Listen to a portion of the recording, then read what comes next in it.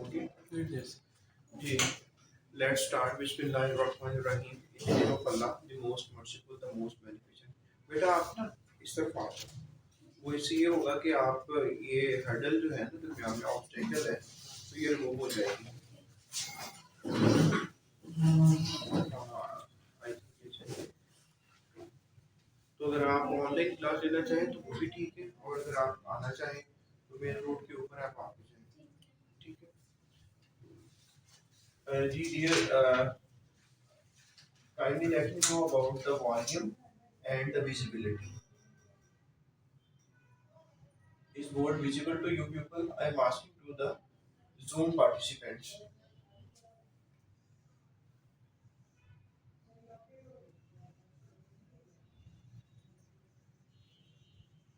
Yes, sir. Okay. One okay? Yes, sir. चलो let's start फिर जी आज की क्लास को आगाज करते हैं। और एज यू नो हम क्या कर रहे हैं, we are studying the sale tax act 1990।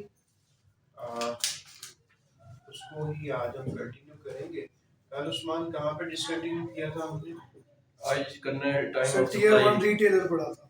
हाँ, we studied tier 1 retailer.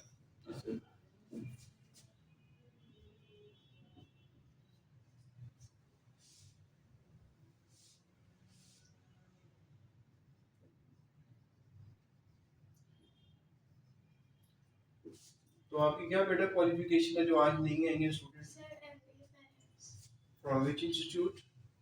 Punjab university IBA. Okay when? Sir अभी ही थीसिस मेरा हुआ है, जस्ट लाइक 2 to 3 months तो why you want to join the inspectorship? आपके वालिद साहब भी इंस्पेक्टर ही हैं, तो आप भी क्यों इंस्पेक्टर बनना चाह रहे हैं? Sir may be he wants कि मुझे भी ट्राई करना चाहिए। हाँ, कहीं ना कहीं से आपने स्टार्ट करना होता है ना, तो it's good to start from inspector FBR. मुझे प्राइवेट जॉब्स की तरफ जाना था, बट ही वांट्स के साथ ये भी ट्राई करूं। ये I was also inspector FBR, और वहीं पे थे मैं भी जहाँ पे वो थे। तो आई वाज ऑनर्ड के कल वो आए, कल या परसों आए थे वो। हाँ, तो उन्होंने कहा जी मेरी बेटी पढ़ना चाह रही है, तो thank you very much for coming. आज सेल टैक्स एक्ट का अभी हम डेफिनेशन क्लास ही कर रहे हैं, और उसकी ये डेफिनेशन बता रहे हैं मुझे टाइम ऑफ सप्लाई। वो उससे हम स्टार्ट करते हैं। ऐसे पर टाइम ऑफ सप्लाई। सर एक बार सबसे पूछेगा वॉइस क्लियर है, क्योंकि 2-4 लोग कह रहे हैं वॉइस लो है, क्लियर नहीं है, लेकिन 2-4 लोग कह रहे हैं सही है। अच्छा listen, once again I request you all, the students who are available on the Zoom application, please let me know about the volume. Am I audible to you people? Yes sir clear है। Okay. Sir दोनों कह रहे हैं कि low voice है, बाकी सब कह रहे हैं Beta, please increase your voice at your end. I think there is some issue at your end. Yes sir आप क्लियर है। अपने लैपटॉप की, मोबाइल की आवाज़ को ऊपर ऊंचा करें तो आप भी दूसरों के एट पार आ जाएंगे। टाइम ऑफ सप्लाई, मैं बार बार अर्ज कर रहा हूँ कि सप्लाई का ही वर्ड यूज होता है सेल टैक्स में, सेल का कम यूज होता है। सेल का उस वक्त यूज होता है जब कहते हैं सेल्स टैक्स एक्ट 1990। अदरवाइज जब चीज बिकती है तो कहते हैं सप्लाई हुई है, चीज फरोख्त होती है तो क्या कहते हैं? सप्लाई हुई है। तो अब वो कह रहा है कि वक्त क्या होगा सप्लाई का, क्योंकि वक्त का पता होगा तो सेल टैक्स आएगा, इसलिए उस वक्त का पता होना जरूरी है। तो आपके ख्याल में कब समझा जाएगा कि चीज बिक गई है? जब कंज्यूमर तक पहुंचे। जब कंज्यूमर तक।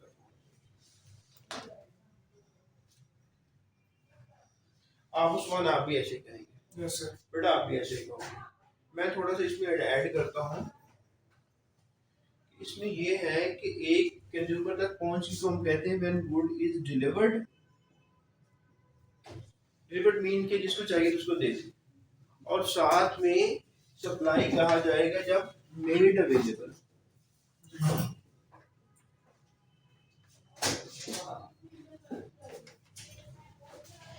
साथ में क्या कहा जाएगा जब made available. Made available.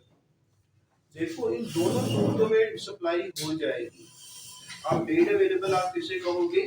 Like मैं कहता हूँ मुझे ना चेयर बना दे, 4 चेयर बना दे। उसने चेयर्स बनाई और चेयर बना के मुझे कहा कि सर आपने जो कहा था मुझे आपको अपनी क्लास के लिए 4 चेयर्स की जरूरत है, वो मैंने बना दी है, आप ले लें। मैं हफ्ता पूरा लेने ही नहीं जाता। उसने मेड अवेलेबल कर दी है। What does it mean? Time of supply हो चुका है, इवेंट अकर हो गया है। हालांकि कंज्यूमर ने ली तो नहीं है, मैंने ली तो नहीं ली ना, नहीं, लेकिन फिर भी क्या हो गया? मेड अवेलेबल, मेड अवेलेबल हो गया है। तो इन दोनों सूरतों में टाइम ऑफ सप्लाई हो। टाइम ऑफ सप्लाई हो जाएगा। अच्छा, कुछ इस तरह हो रहा होता है कि खरीदारी मुख्तलिफ तरीकों से होती है। एक ये होता है कि हम जाते हैं, कैश देते हैं और चीज़ को उठा लेते हैं। एक होता है कि उधार ले लेते हैं, और एक तरीकाकार होता है कि हम हायर परचेज एग्रीमेंट पे चले जाते हैं। हायर परचेज एग्रीमेंट, इसका पता है आप लोगों को? अगर आप सीएसटी वगैरह पे चले जाए तो उन्होंने बाहर लगाया होता है हायर परचेज एग्रीमेंट। बड़ी बड़ी चीज़ों को आप किस तरह हमारे पास से किस्तों पे लेके जा सकते हैं। अगर ऐसे सिनेरियो में सप्लाई हो रही है तो तब कब समझा जाएगा कि टाइम ऑफ सप्लाई हो गया? नहीं, higher purchase agreement. Hire purchase भी जब आप चीजें परचेज इस मैकेनिज्म के थ्रू आप बाइंग कर रहे होते हैं तो सप्लाई का टाइम तो उधर भी कुछ होगा। तो जिस वक्त दोनों पार्टीज बैठ के एग्रीमेंट साइन करती हैं ना डिलीवर हुआ ना मेड अवेलेबल हुआ, जब जिस वक्त एग्रीमेंट साइन हो गया हायर परचेज का, उस वक्त समझा जाएगा कि क्या हो रही है? सप्लाई हो गई है। मैं आपको फर्दर इसमें कोई पॉइंट अगर रह गया है तो आपके सामने वो रख देता हूँ।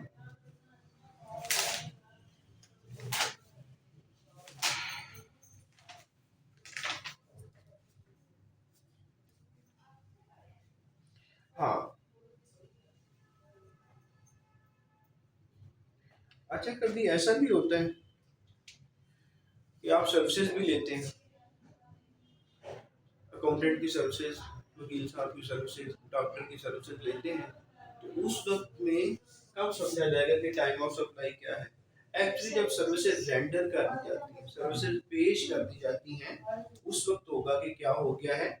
टाइम ऑफ सप्लाई अगर हो गया है। सर हायर की स्पेलिंग का हिंदी सही करना है। HIRE है। HIRE, ठीक है, सही है। ये क्योंकि हायरिंग वाला हायर है ये। अच्छा, आगे डेफिनेशन हम वैल्यू ऑफ सप्लाई की करेंगे। ये one of the most important. क्यों मैं कह रहा हूँ ये इम्पोर्टेंट है, क्या कोई बता सकता है? वो इसलिए है कि 2 चीजें हैं जिससे सेल टैक्स का पता नहीं। ट्रस्ट और यूनिट। 2 चीजें हैं जिनसे पता चलता है कि टैक्स कितना है। 2 चीजें वो कौन सी हैं वो आप देखिए। एक चीज है जिसके साथ रेट ऑफ टैक्स मल्टीप्लाई होता है। Sale price. ये वैल्यू जो है, ये वैल्यू ऑफ सप्लाई है, यहाँ पे लिखी जाती है। लाइक हम कहते हैं कि वैल्यू ऑफ सप्लाई 2 लाख है, ठीक है। 2 लाख से 17% मल्टीप्लाई होगा तो सेल टैक्स निकल आएगा 34,000। अगर किसी ने टैक्स को चोरी करना होगा, या तो वो वैल्यू ऑफ सप्लाई को कम कर देगा, या ये रेट के साथ प्ले कर सकता है, ये 2 काम करके वो अपने टैक्स को कम कर सकता है। यहाँ पे अगर सेल टैक्स है, लेट्स सपोज कि आपकी चीज है जो आप बेचना चाह रहे हैं, अब आप लेट्स सपोज कि आप क्या बेचना है, फ्रिज बेचना चाह रहे हैं। फ्रिज की कीमत वैल्यू जो है वो 2 लाख है, जी सर। ठीक है। आप एक्चुअली उसको अंडर वैल्यू करके आप उसे कहते हो कि 1 लाख है। अब आप 1 लाख पे सेल टैक्स कैलकुलेट करो तो कितना आएगा? 17,000 आ जाएगा। तो आपने वैल्यू ऑफ सप्लाई को लोअर करके सेल टैक्स को बचा लिया। तो ये जो गड़बड़ की जाती है, इस गड़बड़ को खत्म करने के लिए उन्होंने हर चीज की वैल्यू को बता दिया इस डेफिनेशन के अंदर कि इस चीज की वैल्यू क्या होगी, या किस तरह हम मालूम करेंगे कि फलां चीज की वैल्यू क्या है। अब हम देख लेते हैं कि वो साथ साथ वो बताता जाता है, अगर ऐसे होगा तो फिर वैल्यू क्या होगी, अगर ऐसे होगा तो फिर वैल्यू क्या होगी।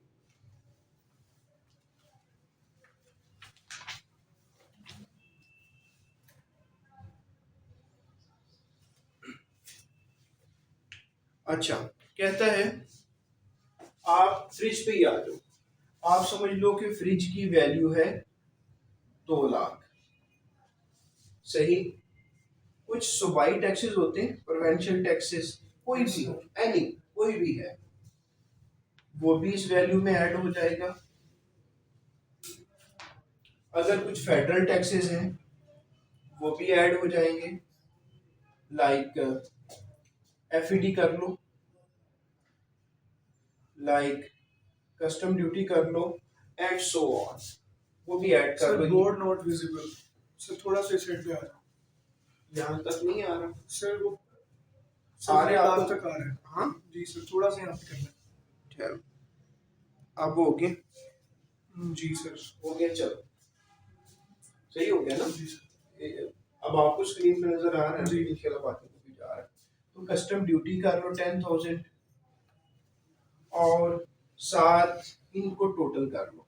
हम कहते हैं ये प्रोविंशियल टैक्स कोई और ये फेडरल टैक्स कोई, और इन सबको ऐड कर लेते हैं तो सप्लाई की वैल्यू क्या हो जाएगी?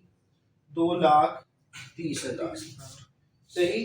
अब जो सेल टैक्स का 17% मल्टीप्लाई होना है वो इसके साथ होना है, ना कि इसके साथ होना है। इसके साथ नहीं होगा, बल्कि वैल्यू जो जो फरोख्त करने वाला खुद अपने लिए लेना चाह रहा है, साथ में सूबाई प्रोविंशियल टैक्सेस, साथ में फेडरल टैक्सेस, इन सब को मिला के फिर वैल्यू ऑफ सप्लाई निकलेगी, जिसके साथ सेल टैक्स का रेट मल्टीप्लाई होना है, फिर मल्टीप्लाई करके सेल टैक्स आएगा, सही। ये वो कहना चाह रहे हैं कि वैल्यू ऑफ सप्लाई कुछ इस तरह से हुआ करेगी। और यहाँ से मालूम करो कि 17% कितना आता है, ये बताते हैं जल्दी से। सर मैं एक चीज पूछना चाह रहा हूँ। ना हम इस तरह करेंगे, एंड पे चलेंगे। 39,100। हाँ, 39,100। 39,100 सेल टैक्स है। अब ये, अब इसको आप इसमें ऐड करो, कितना बनता है? सर 269,100। 269,100। मोहतरम, ये टोटल आप प्राइस अपने कंज्यूमर से लेते हो। जो खरीदार होता है उसे कहते हैं कि 2,69,100 पे कर दें और ये फ्रिज ले जाए, ऐसे ही कहते हैं। ये तो नहीं कहते कि आप इस तरह करें 2,30,000 हमें दे दें, बाकी जाके सेल टैक्स FDR में जमा करवा के आज हमें प्रूफ दे दें, आगे फ्रिज ले जाए, ऐसे तो नहीं होता ना फर्क। तो ये आप लेते हैं। अब आपको अगर वो धोखा देने की कोशिश करे तो आपने कहना ये वैल्यू ऑफ सप्लाई नहीं है सेल टैक्स के मुताबिक। सेल टैक्स को एक्सक्लूड करके जो वैल्यू है उसको मैं कहूंगा वैल्यू ऑफ सप्लाई। अच्छा, इज इट ओके?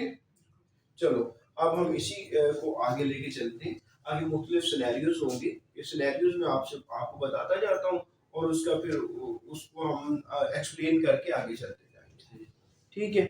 अगला जो है, हाँ, जब आप चीज बेचते हैं, सही, तो समटाइम्स गाँव में या शहर में भी ऐसे होता है कि आप लोग कहते हैं आधे मुझसे पैसे ले लो और आधी मेरे पास फलां चीज पड़ी है वो ले लो। ऐसा हो जाता है, समटाइम्स सिनेरियो होता है या नहीं होता। मिसाल के तौर पे आप कहते हैं मुझे अपनी गाड़ी दे दो, वो कहते हैं ठीक है मेरी गाड़ी ले लो, लेकिन आपके पास जो जो मोटरसाइकिल खड़ा है वो मुझे दे दो, साथ में इतने पैसे दे दो। ऐसा सब हो जाता है सम टाइम। तो ऐसे में फिर वैल्यू क्या मालूम करेंगे, कैसे पता चलेगा किसके ऊपर टैक्स कैलकुलेट करना है। अब एक तो चीज कैश दे रहा है और साथ में कुछ और चीज दे रहा है, ठीक है, तो उस वक्त कहा जाता है कि ओपन मार्केट प्राइस। क्या कहा जा रहा है? Open market open. मैं दोबारा यहाँ पे मैं लिख देता हूँ कि ये मैंने कहा क्या है, स्टेरियो बनाया क्या है हमने। अशरफ साहब आपकी गैर मौजूदगी में हमने आज मार्कर्स को फिल किया है, तो इसका मतलब है कि आज आपको फाइन होना चाहिए। और आपको तो मैंने मैसेज करके बताया था कि अशरफ क्लास इस टाइम है। वो मैंने क्यों किया था, वो इसलिए किया था कि आप ग्रुप में मौजूद नहीं हो ना, इसलिए मैंने आपको मैसेज किया था कि आप टाइम पे हैं, आपने आके मार्कर फिल कर दिया। बस लेट है, हाँ बस लेट है। हाँ, नहीं जुर्माना तो होगा जी। अच्छा, मैं ये कहना चाह रहा हूँ सम टाइम जो परचेजिंग या बाइंग एंड सेलिंग हो रही होती है, आप जब कोई चीज बेचते हो ना, तो बेच के आपको जो पैसे मिलते हैं आप उसे कहते हो कंसिडरेशन रिसीव्ड, यही कहा जाता है consideration received.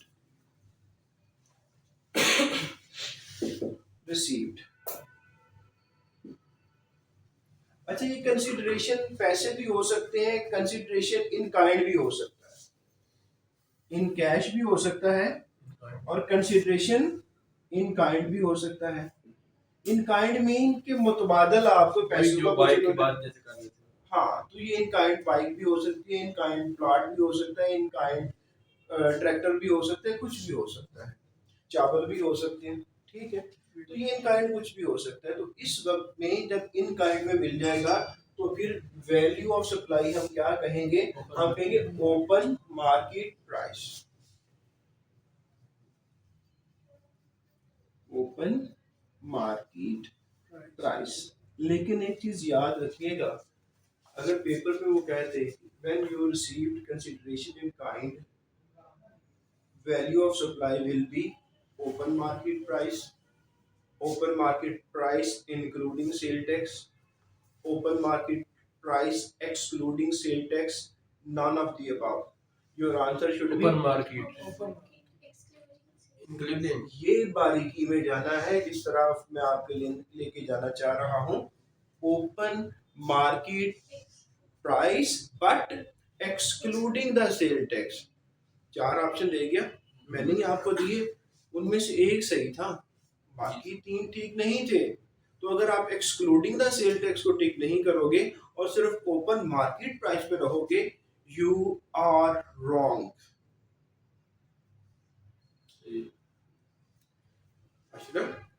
Got the point. Fair market value से सेम ओपन मार्केट।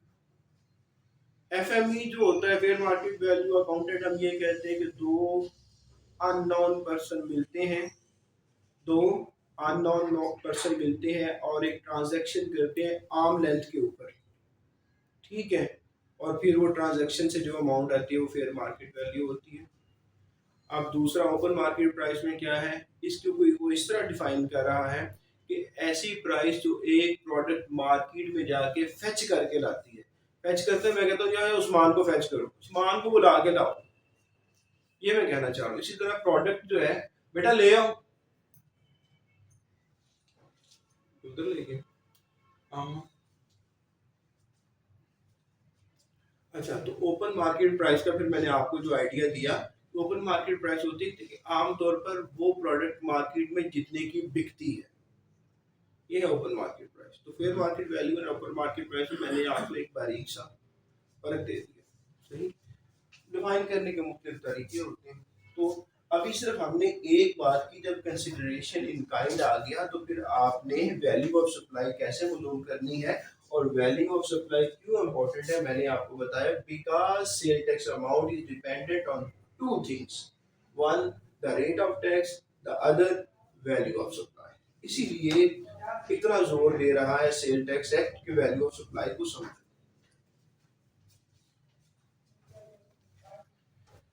अच्छा, इसके बाद अगली बात होती है, हाँ, अब एसोसिएटेड पर्सन का मैंने आपको इन इन लेंथ एंड ब्रेथ बताया। Yes. एसोसिएटेड पर्सन क्या होता है, अगर आपने नहीं सुना तो आपको लेक्चर यूट्यूब पे अवेलेबल है। अगर दो एसोसिएटेड पर्सन है, पता है ना एसोसिएटेड पर्सन कौन होते हैं, एक मिस्टर ए और एक मिस्टर बी, इन दोनों के दरमियान रिलेशनशिप ऐसा है कि ये एसोसिएट बन गए।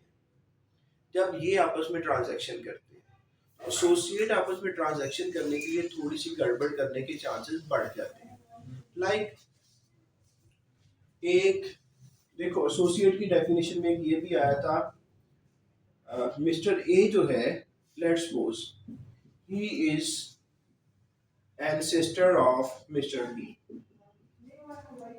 Yes, sir, ये भी उसमें एंसेस्टर होने की वजह से इनका रिलेशनशिप ऐसा है कि ये दोनों आपस में एक बॉन्ड बन गया, वो है एसोसिएट।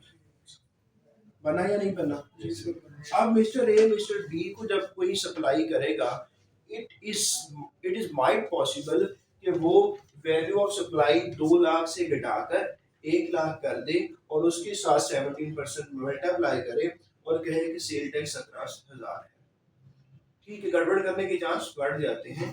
तो इसलिए कहा उन्होंने कि जब दो एसोसिएट आपस में ट्रांजैक्शन करेंगे तो वैल्यू ऑफ सप्लाई क्या होगी, open market price excluding the sales tax.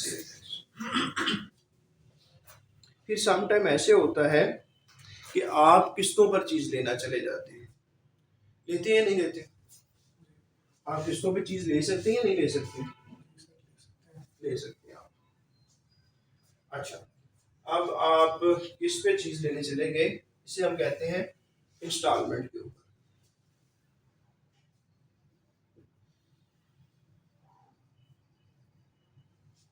तो इंस्टॉलमेंट वाला आपको कुछ और एक्स्ट्रा अमाउंट ले रहा होता है। आप देखो, कहते हैं नकद लेनी है जी 70,000 की मिलेगी, उधार लेनी है जी 1 लाख की मिलेगी। ये प्रैक्टिस है मार्केट में। तो वो ये कहना चाह रहा है कि अब मुझे बताओ, नकद लेनी है, नकद 70,000, उधार जिसे इंस्टॉलमेंट पे लेना चाह रहा है 1 लाख। बताओ, सेल टैक्स का 17% मल्टीप्लाई करना है। मुझे आप बताएं कि आपने नाम बासठ बताया था जी बिल्कुल। ये 70,000 जो है उसके ऊपर 17% मल्टीप्लाई करूं, या मैं 1 लाख? सर ये कल हमने पढ़ा था कि जो हाईएस्ट प्राइस होगी उस पे सेल टैक्स जो है वो हम करेंगे। बेटा सिनेरियो इज डिफरेंट। आप लॉजिक कोई और ले लो, ये हाईएस्ट प्राइस वाला लॉजिक जो है is irrelevant in this scenario. That was about कि एक रिटेलर है, उसकी दो मुख्तलिफ प्राइस चार्ज कर रहा है एक प्रोडक्ट की, तो उस वक्त ये सिनेरियो था।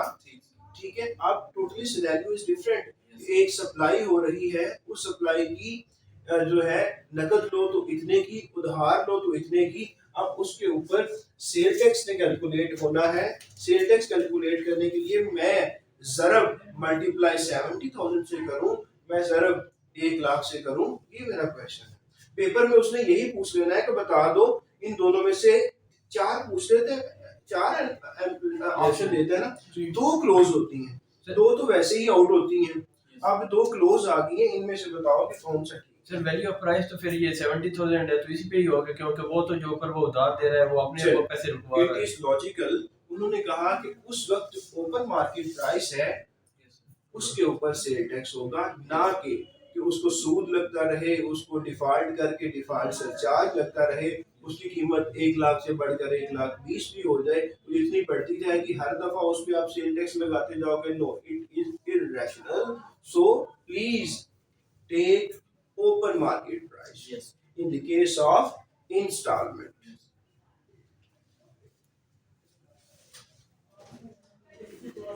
यार थैंक यू वेरी मच। बड़ा लेट आ गए मेरी क्लास में। तो देखो पानी वाली बोतल पड़ी हुई है कहीं पे, या मुझे ग्लास दे के जाओ यार। It is there. अच्छा सर क्वेश्चन है डिस्काउंट मिलेगा तो फिर बेटा we are moving towards that. अभी देखो क्वेश्चन प्लीज, क्वेश्चन आप ना अभी देखो अगला, अभी तक हमने पढ़ी है क्लास का, सब क्लास का पॉइंट ए। अब मैं पॉइंट बी को पढ़ने लगा हूं, and that is actually discount. ठीक है, तो लेट मी कंप्लीट, क्योंकि जैसे कंप्लीट कर लेंगे बहुत सी चीजें तो आपको क्लियर हो जाएंगी, और अगर जो नहीं हुई तो फिर हम उस पर आपस में डिस्कस कर लेंगे।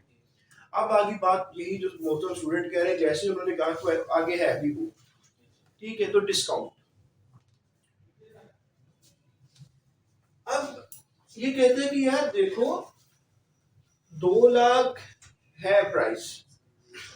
Thank you very much. ये ठंडा है, कहाँ से लिया है? नीचे से लाते हैं, बोलना होता है ना last. Thank you very much. ये वो आई पड़ी और नहीं दिखा यार, फिर मैं वो दे दूं।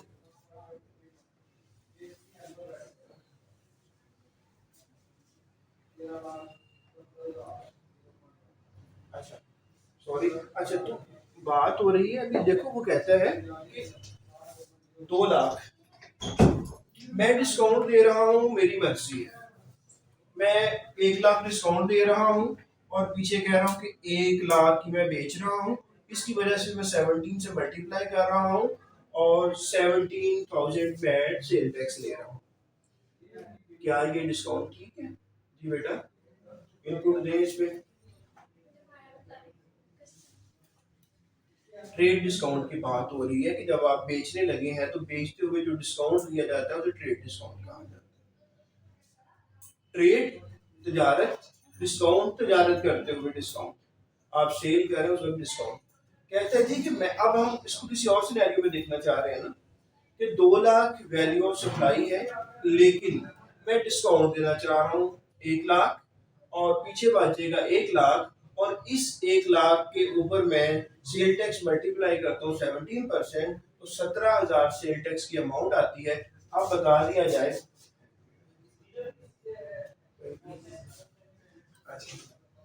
तो अब बताओ। जी ठीक है, क्योंकि उसने बल्क में लिया ना होलसेल में, तो उसको डिस्काउंट मिला 1 लाख।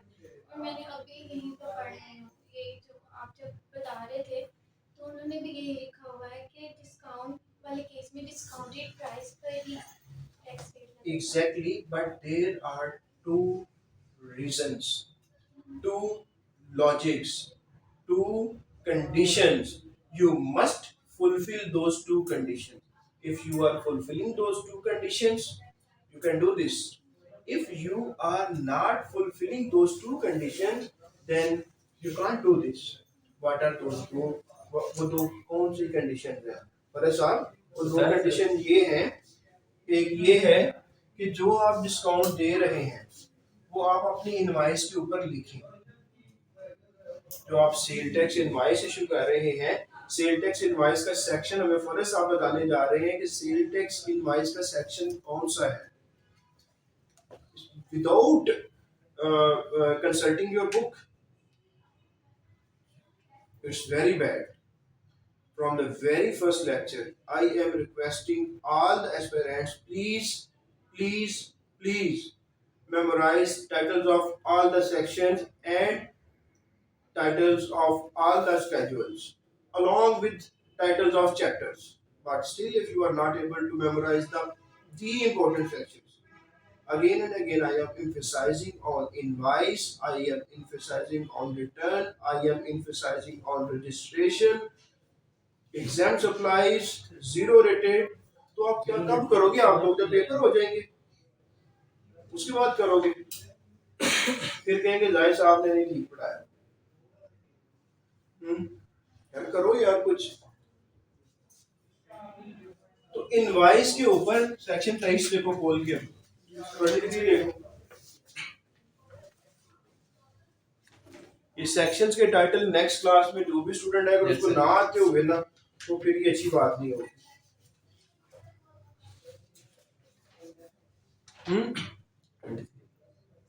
याद करो ये प्लीज बहुत इंपॉर्टेंट है। सेल टैक्स के और इनकम टैक्स के हर सेक्शन का आपको टाइटल याद होना चाहिए। अगर इसके बगैर जाओगे तो ना जाना पेपर देने के लिए, टाइम जाया करोगे आप लोग। इनवॉइस और दूसरा कन्फॉर्मिटी,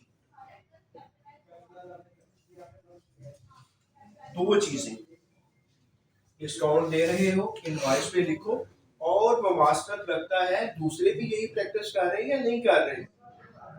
क्या तुम अकेले ही अलहदा से आपने अपनी वो स्टेट बनाई हुई है कि आपकी मर्जी करते जाओ? नहीं यार, बाकी मार्केट में जो लोग बैठे हुए क्या वो भी ये प्रैक्टिस कर रहे हैं? आप 50% डिस्काउंट दिए जा रहे हो, अगर दूसरे भी दे रहे हैं तो फिर तुम भी दो, इनवॉइस पे लिखो और सेल टैक्स कम जमा करवा दो। लेकिन अगर तुमने अकेले से ही अपना किबला बनाया हुआ है, then it is wrong, it is wrong. ठीक हो गया, ये था वो ट्रेड डिस्काउंट वाला जी। आपको आई बिलीव कि आंसर चला गया। हाँ जी,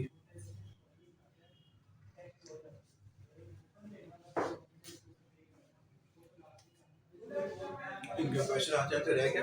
एंड तो अच्छा, ये अब तक हमने यार देखो, तो मैंने पहले आपको स्कीम बता दी कि वैल्यू ऑफ सप्लाई कैसे कैलकुलेट होनी है। यहाँ पे आके रुका मैं, प्रोवेंशियल फेडरल शामिल कर देने हैं, सेल टैक्स को एक्सक्लूड कर देना है, बाकी जो है वो वैल्यू ऑफ सप्लाई है। सेल टैक्स के लिए ये वैल्यू ऑफ सप्लाई होगी। इसको मैं खत्म कर रहा हूँ, इसको चलो खत्म नहीं करता, ये साथ वाला कर देता हूँ। अगर आप डिस्काउंट वाला काम है तो दो चीजों में साथ होना जरूरी है, इनवॉइस एंड कन्फर्मेशन। फिर अगर आपस में एसोसिएट है तो open market price excluding the value of sale tax.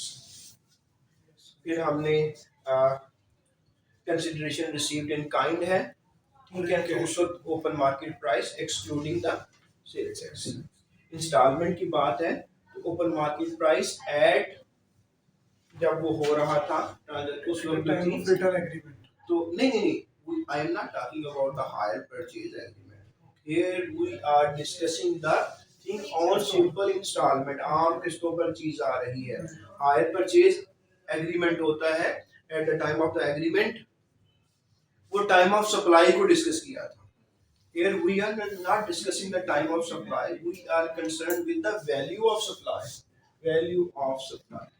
So instalment पे है, हायर परचेज एग्रीमेंट पे भी आ जाओ, वो क्या जितने में मार्केट में ओपन में चल रही होती है, क्या किस्तों पर 2 साल की उतने की दे देते हैं? नहीं देते यार। तो लेकिन सेल टैक्स जब कैलकुलेट करना है तो जो उस वक्त जब हायर परचेज एग्रीमेंट हो रहा है, यहाँ पे आपकी बात ठीक हो जाती है, फिर हायर परचेज एग्रीमेंट हो रहा है उस वक्त जो ओपन मार्केट प्राइस है उसके ऊपर। अगला वो कहता है कि यार के सम टाइम ना चीजें इकट्ठी गुड़मुड़ हो रही होती हैं, आप मालूम नहीं कर पा रहे कि वैल्यू इन सब की मिलाकर अलग-अलग कितनी है, कि इसको कितना टैक्स करूं, बी को कितना करूं, सी को कितना करूं, आप चीजों को अलग-अलग नहीं कर पा रहे, तो फिर सबका जो ओपन मार्केट प्राइस बनती है ना उसके ऊपर कर लो। कि कहता है कि आइटम जो है वो सेपरेटली आइडेंटिफाई नहीं की जा पा रहे, तो फिर अगर अलग-अलग नहीं कर सकते तो जो ओपन मार्केट प्राइस है उसके ऊपर टैक्स कर लो। फिर ये कहता है कि सम टाइम आप चीजें इंपोर्ट भी करते हैं, इंपोर्ट करते हो, इंपोर्ट करते हुए फिर वैल्यू ऑफ सप्लाई क्या होगी बेटा?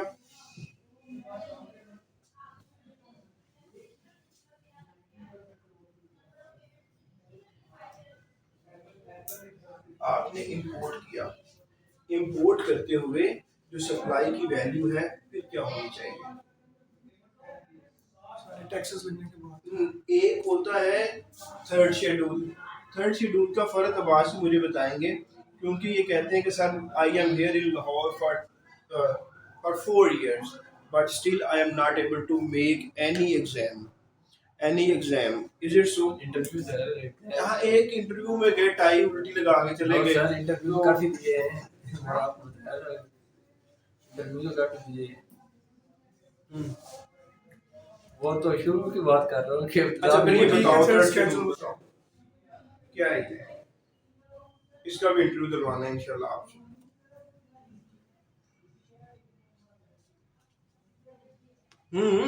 अरे यार सही यार थर्ड ये शेड्यूल वो की गुड्स पूछ रहे हैं। हम्म थर्ड शेड्यूल की गुड्स पूछ रहे हैं, प्रिंटेड प्राइस वाली।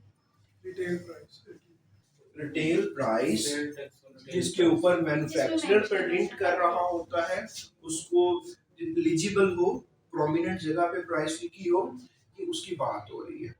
तो अगर थर्ड शेड्यूल आइटम है, इंपोर्ट हो रही है, उसके ऊपर प्राइस लिखी हुई है, वैल्यू ऑफ सप्लाई यही हो जाएगी।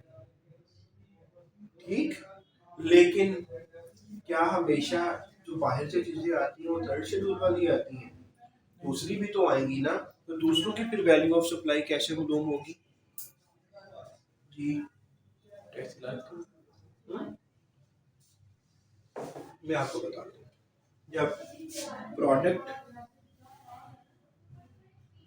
ये जूते का हम ये बना लेते हैं, ये शिप है,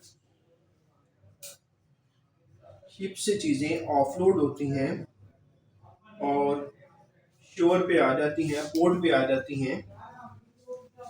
ठीक है, पोर्ट पे आने के बाद कस्टम वाले मोहतरम खड़े होते हैं, वहां पे इनके पास कस्टम का सेक्शन 25 है, I believe, I may be wrong, but custom का सेक्शन 25 है, उसको वो इस्तेमाल करते हैं और ये चीज़ें जो नीचे उतरी इनकी कदर मालूम करना शुरू कर देते हैं। इसमें वैल्यूएशन ऑफिसर आप लोग भर्ती होने के लिए समटाइम लाइन में लगे हों, तो ये वो लोग खड़े होते हैं। जब वो देखते हैं तो उसके ऊपर वो according to customs laws CD लगाते हैं, कहते हैं कस्टम ड्यूटी इस पे ये बनती है। फिर कुछ ऐसी चीजें होती हैं कि गवर्नमेंट चाहती है कि इनको पाकिस्तान में ना लाया जाए, उन पे फिर वो एडिशनल कस्टम ड्यूटी लगाते हैं, इसे अक्सर एसीडी कह दिया जाता है। और इसके ऊपर फिर वो ना कुछ सिंध में एक आरडी लगती है, रेगुलेटरी ड्यूटी कहा जाता है उसे। फिर कुछ सेस लगता है, फूड सेस जिसे कहा जाता है। फिर कुछ फेडरल एक्साइज ड्यूटी लगती है, और फिर कुछ इसमें एडवांस का इनकम टैक्स लगता है,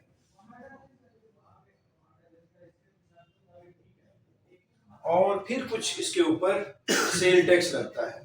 तो कहता है कि ये मोहतरम ये जितना भी आया, इस सारी की सारी को वैल्यू ऑफ सप्लाई कह दिया जाएगा, मास वाइड एक्सेप्ट सेल्स टैक्स। इन सब को जमा करके जो टैक्सेस हैं, बताने में सिर्फ वो ये बता रहा है एफईडी और कस्टम, लेकिन ये सारी चीज़ें एक्चुअली लग रही होती हैं, और उसके बाद वैल्यू ऑफ सप्लाई डिटरमिन होती है, और उस पर फिर 17% लगता है। जी वाजिद साहब, ठीक है, ठीक है। ठीक है।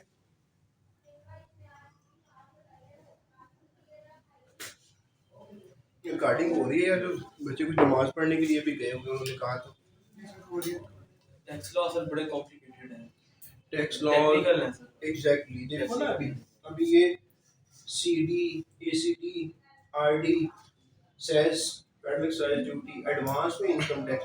Pakistan is a country where sale tax is applied on the advance income tax. दो चीज, आप इनकम टैक्स दे रहे हैं, उसके ऊपर भी सेल टैक्स लगा रहे हैं, कमाल नहीं? These are the ultra vires, I believe, challenge करना चाहिए इसको कि देखो ये तो इनजस्टिस है। कौन सा सेक्शन लगवाओगे इनके ऊपर? हाई कोर्ट को डायरेक्ट आप रेट जब करोगे? सर रेट में तो अगर प्रोविंशियल गवर्नमेंट के खिलाफ जाएगी तो अपना आर्टिकल 199 की सारे उसी को वो फेडरल के पास भी जा रहे और होते यही हैं सर वो फेडरल के पास तो फिर जुरिसडिक्शन और बनती है ना, 184(3) बनती है। अच्छा अच्छा, कॉन्स्टिट्यूशन ऑफ पाकिस्तान है, जी सर। और कॉन्स्टिट्यूशन ऑफ पाकिस्तान की बेहतरीन बुक अगर किसी ने पढ़नी हो, किसी ने अच्छी कमेंट्री लिखी हो, किसी ने अच्छे केस लॉज रेफर किए हो, वो कौन सी बुक है? अच्छा सर, मैं शायद आप बताने लगी हूँ मुझे सर। सर काफी है, आप किसका बंदा मतलब कि नाम ले? मुझसे पूछो। जी सर आप बताएं। नहीं नहीं, मुझसे पूछो, इनकम टैक्स की बेहतरीन किताब बताओ सर, सेल टैक्स में बेहतरीन किताब बताओ। जी जी सर। ठीक है सर, ये मेरा फील्ड है। Yes sir. ठीक है, हमें securities and exchange commission of Pakistan में कंपनीज एक्ट की बेहतरीन कंपेंडियम बताओ। I will tell you. Sir आप मजरूर साहब, मैं आपकी- अभी कॉन्स्टिट्यूशन में उस तरफ नहीं गया, सर जी जी सर। तो आप बताओ। सर फेमस सर काफी है, मजरूल हक की भी सर बुक है जो कॉन्स्टिट्यूशन ऑफ पाकिस्तान पे है, और वो सीएसएस में भी रिकमेंड की जाती है कि ये बुक आप पढ़ें। Mazharul Haq. CSS is not a practising lawyer. नहीं सर उसमें मैं प्रैक्टिसिंग लॉयर के लिए जो सबसे तगड़ी बुक है कॉन्स्टिट्यूशन वो आपने कल पता करके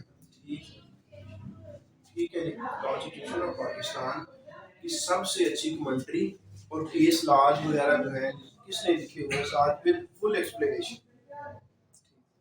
ठीक है जी। और सबसे सस्ती मिलती कहाँ से है वो, ये भी पता करके आना है आप।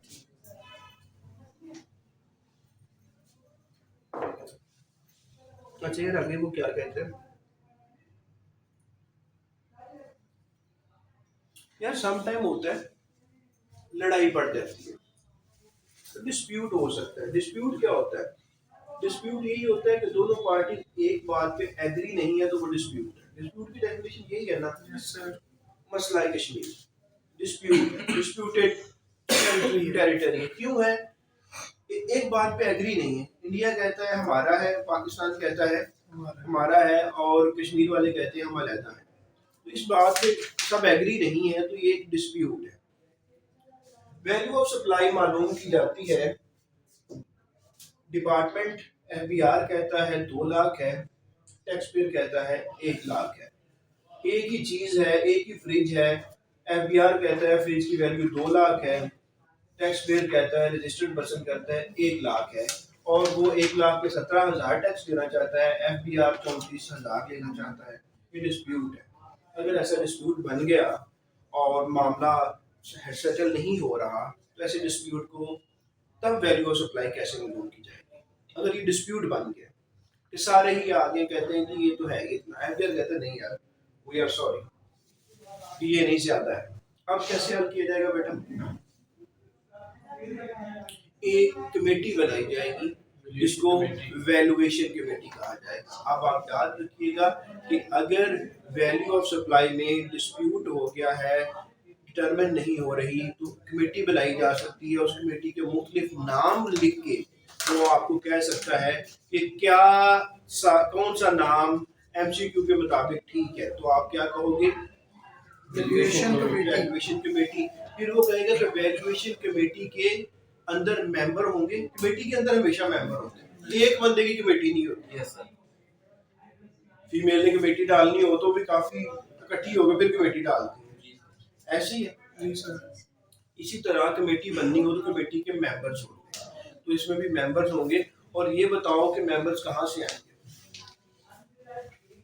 इसमें 2 तरह के लोग आ सकते हैं। नंबर 1, रिप्रेजेंटेटिव्स ऑफ ट्रेड, जो भी ट्रेडर हैं, जो भी बेच रहे हैं, जो प्रोफेशनल हैं, उनके रिप्रेजेंटेटिव। और दूसरे डेफिनेटली फिर बोर्ड एफबीआर के होंगे। 2 रिप्रेजेंटेटिव हो गए। Number 1 Representative of trade and second is board. और सेकंड ना नॉट बोर्ड, जो ऑफिसर इनलैंड रेवेन्यू, मैं पेट वर्ड ही बता देता हूँ कि क्या लिखा हुआ है उसने। हाँ, इनलैंड रेवेन्यू लिखा हुआ है बस, ठीक है, ठीक है। और फिर ये कह रहा है कि ये कमेटी पेपर में क्या आ सकता है? वैल्यूएशन कमेटी कौन बनाएगा? Board, chief commissioner, commissioner, officer inland revenue. 4 option दे दिए मैंने। Who will constitute the valuation committee? Board, वो तो एक दसी जा, वो तो को किथों आउणगे सारी चीज़ां। हाँ, वो तो कमिश्नर सामने लिखा हुआ है ना इसको साइड में रख के फिर जवाब दो, ठीक है भरत? अच्छा चलो, 4 हो गए कि ऑप्शन दे दिए, तो इसमें से जो correct option is commissioner, other 3 options are incorrect. Sir कितने 2 ही मेंबर्स होंगे इसमें? रिप्रेजेंटेटिव ऑफ ट्रेड होंगे और दूसरे जो होंगे वो होंगे वो इनलैंड रेवेन्यू ऑफिसर। राइट साहब।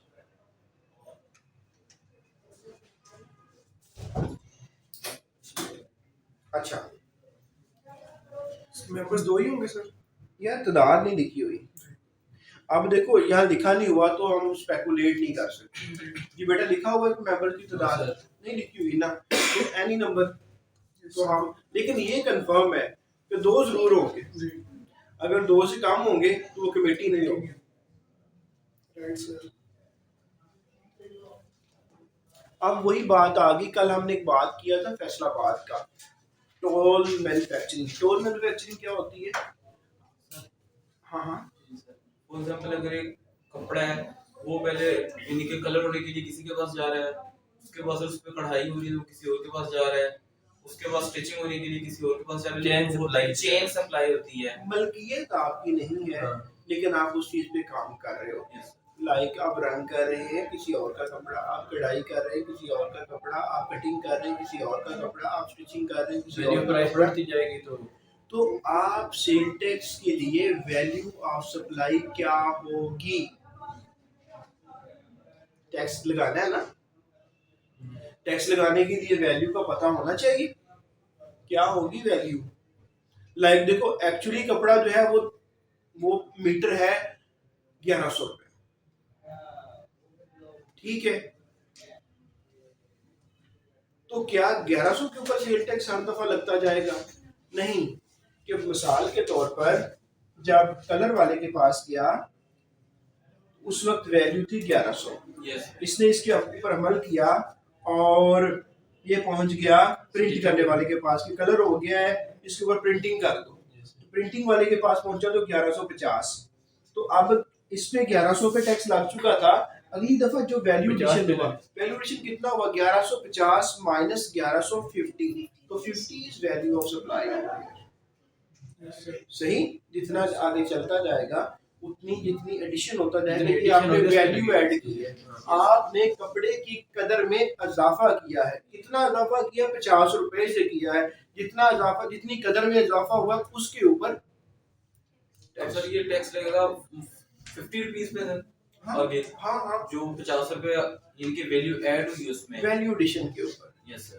जब आपकी चीजें आपसे बिलोंग नहीं कर रही हूँ, चीजें किसी और की हैं, आप बस उसके ऊपर अमल कर रहे हैं, अमल करके प्रोसेस करके आपने उसकी कदर में जितना इजाफा किया, कदर में इजाफे के ऊपर रेट लगा दो, ठीक ना कि हर दफा जितनी वैल्यू बन गई उसके ऊपर करोगे तो ये तो मर जाएंगे टैक्स देने वाले। उतने की वैल्यू ये नहीं होगी जितना टैक्स हो चुका होगा। हालांकि साइकिल पूरा होना है, तो साइकिल पूरे होते होते टैक्स की अमाउंट ज्यादा हो चुकी होगी, वैल्यू और सप्लाई कम हो चुकी होगी। एक और बड़ा इंपॉर्टेंट है, ये जो बिजली हम इस्तेमाल कर रहे हैं ये कहाँ से आ रही है? ये सिंपल सा क्वेश्चन है, आप समझ, you are sitting in the exam, वो कहता है जी, जो बैठे इंटरव्यूअर बैठा हुआ है, वो कहता है जी इलेक्ट्रिसिटी आ रही है जी, आ रही है सर, ये कहाँ से आ रही है? क्या बताओ, पाकिस्तान में इलेक्ट्रिसिटी कहाँ से आ रही है? वापडा से। वापडा से। वो कहेगा ओके, एनी अदर सोर्स? कोई और सोर्स? क्या सिर्फ वापडा है? ठीक है, आईपीपीस का कॉन्सेप्ट नहीं है, आईपीपीस है, इसमें लिखा हुआ है, कहता है कि जब आईपीपी और वापडा ये जब बिजली बेचते हैं तो सप्लाई कर रहे हैं, तो वैल्यू ऑफ सप्लाई क्या होगी? देखो पाकिस्तान के अंदर इन्होंने NEPRA, CPPA, central power purchase agency, मैं आपको बता देता हूँ, CPPA पाकिस्तान की एनर्जी को परचेज करने वाला सेंट्रल पावर परचेज एजेंसी बनाई गई है। ये परचेज करेंगे, किससे परचेज करेंगे? वापडा एंड आईपीपी से। आईपीपी स्टैंड्स फॉर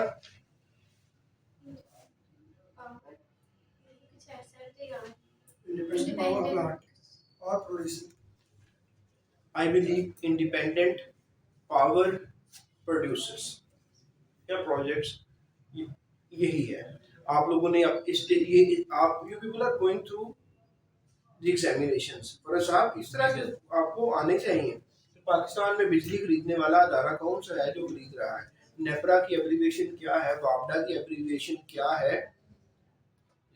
तो सेंट्रल पावर परचेज एजेंसी ये खरीदती है आईपीपी से और वापडा से। जब ये खरीदती है तो इसको ये जो खरीदने की वैल्यू है क्या होगी? और जब खरीदने की वैल्यू मालूम होगी तो उसके ऊपर सेल टैक्स होगा।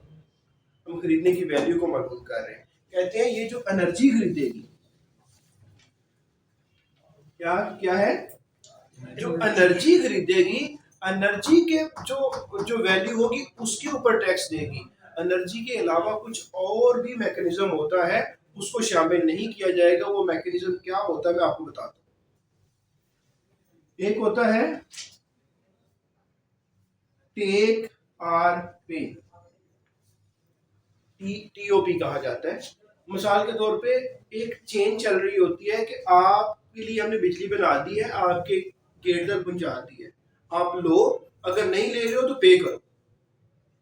इसको कॉन्सेप्ट को कहा जाता है टेक आर पे। कि आपकी सेंट्रल पावर परचेज एजेंसी क्या करती है, ये बताती है कि इतनी बिजली चाहिए, इतनी इलेक्ट्रिसिटी चाहिए, ये वापडा और आईपीपी उसके कहने पे बना के दे देते हैं। अब सीपीपी ये ना ले, बिजली कहाँ जाएगी, तारों के अंदर घूमती रहेगी। उन्होंने कहा हमने बना के दे दी, लो या ना लो आपने हमें पैसे देने हैं। तो ये टेक और पे वैल्यू में ऐड नहीं होगा, वैल्यू में ऐड नहीं होगा, वैल्यू ऑफ सप्लाई में ऐड नहीं होगा। पेपर में उसने ये चार चीजें लिख के कह देना कि ये वाला वैल्यू ऑफ सप्लाई का हिस्सा होगा या नहीं होगा। आपने कहना है सिर्फ एनर्जी प्राइस हिस्सा होगी, बाकी जो मैं चार चीजें आपको बता रहा हूँ वैल्यू ऑफ सप्लाई का हिस्सा नहीं होंगे। एनर्जी प्रीमियम का एक वर्ड यूज होता है, नहीं होगा। और दो और वर्ड हैं, ठीक है, वो हो सकता है चारों लिख के ऑल ऑफ द रॉन्ग हो, तो आपको पता होगा तो आप करेक्ट करोगे, अदरवाइज आप नहीं करोगे। उसमें वर्ड है energy premium, excess bonus, supplemental charges, ये सारे के सारे नहीं होंगे। सिर्फ energy purchase price, only and only energy purchase price, ये सिर्फ जो है ये वैल्यू ऑफ सप्लाई होगी। इसके अलावा बाकी ना डिफॉल्ट चार्ज, ना बोनस, ना एनर्जी प्रीमियम, ये सारे के सारे कुछ भी वैल्यू ऑफ सप्लाई का हिस्सा नहीं होंगे, सिर्फ और सिर्फ एनर्जी परचेज प्राइस। अच्छा, अब ये परचेज करके ना लेस्को को दे दी, कार्लो डिस्ट्रीब्यूट, गुजरावाला में क्या है, जैको है, उसको दे दी, फैसलाबाद में फेस्को को दे दी कि आगे डिस्ट्रीब्यूट कर। अब मैं बात करता हूँ, ये सेक्शन इज ओवर। इसके लिए वैल्यू ऑफ सप्लाई जो है ये है एनर्जी प्राइस, सिर्फ और सिर्फ एनर्जी प्राइस जो है, energy price purchase price is value of supply. अब मैं बात करता हूँ आपको, वो ये है कि कुछ गैस और बिजली की डिस्ट्रीब्यूशन कंपनीज होती हैं। गैस डिस्ट्रीब्यूशन कंपनीज के नाम बताएं जी बेटा, आप बताएं। पाकिस्तान के अंदर गैस डिस्ट्रीब्यूशन की कंपनीज के नाम बताएं। इस तरह के छोटे छोटे क्वेश्चन तो वो पूछ सकता है इंटरव्यूअर कि लाहौर में बिजली को डिस्ट्रीब्यूट करने वाली कंपनी का नाम बताएं। लेस्को। गैस को डिस्ट्रीब्यूट करने वाली कंपनी का नाम बताएं। अब ये बताने लगे जी, बताएं जी। गैस डिस्ट्रीब्यूट SNGPL, सुई नॉर्दर्न गैस पाइपलाइंस लिमिटेड, सिर्फ एक ही है पाकिस्तान में। और कौन सी है? गैस पाइपलाइन, सुई southern gas company limited, SSDCL। दो कंपनी है, these are the basic knowledge about ओगरा। 1963 में बनी थी और 64 में पब्लिक हुई थी शायद। कौन? सुई नॉर्दर्न गैस। देखो ये पता है 64 में बनी, 73 में पब्लिक हुई, उसके बाद उसके शेयर चले, फिर अब इस वक्त उसके कंज्यूमर जो है वो 80 लाख को क्रॉस कर गए हैं, ये सारा पता है, लेकिन ये नहीं पता है कि कौन सी कंपनी है। अच्छा चलो, अब इस पे बात हो रही है, जब वो गैस बेचते हैं, बिल बेचते हैं, आपके घर पे गैस का मीटर है बाशिद? Yes sir. कभी आपने बिजली का बिल देखा है, सॉरी गैस का बिल देखा है? Yes sir. गैस के बिल के ऊपर क्या क्या कुछ लिखा होता है, कुछ बताओ। आपने बिल देखा होगा, सर नाम लिखा होता है, एड्रेस लिखा होता है। हम ना सेल टैक्स के लिए हम आते हैं उस तरफ, सेल टैक्स के लिए क्या लिखा होता है? सर उस पे different I think so taxes वगैरह लिखे होते हैं कि एक तो सर वो जो हमने कंज्यूम की थी वो प्राइस गैस की, और गैस के ऊपर कुछ टैक्स वगैरह होते हैं सर, वो लिखे हुए होते हैं सर। सर मीटर रेंट होता है। सर ये देखो, ये देखो अब बात होने लगी है कि गैस कितनी कंज्यूम की, उसके चार्जेस लेट्स सपोज कि 1000 है, ठीक है, फिर वो कहते हैं मीटर रेंट। मीटर जो आपके घर के बाहर लगा होता है that is the property of SNGPL, वो उसका रेंट लेते हैं आपसे। फिर कोई लेवी शेवी या सेस गवर्नमेंट डाल देती है, ठीक है, कैटेगरीज ऑफ कंज्यूमर हैं तो ये वगैरह भी आता है, ठीक है।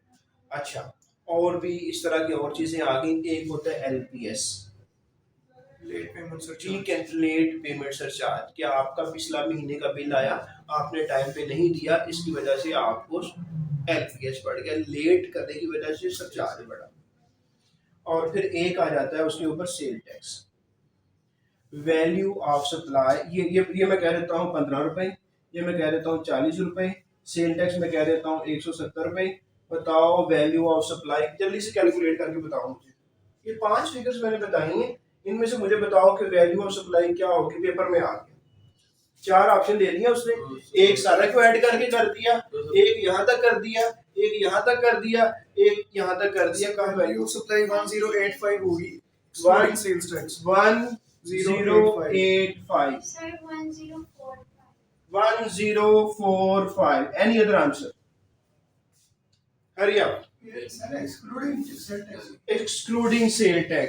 इसके अलावा कोई और इससे डिसएग्री करता हो लेट से चार्ज तो वो पिछले महीने का वो नहीं होना चाहिए। तो ये बात सुनो, कानून के अंदर लिखा हुआ है I am agree with the student, and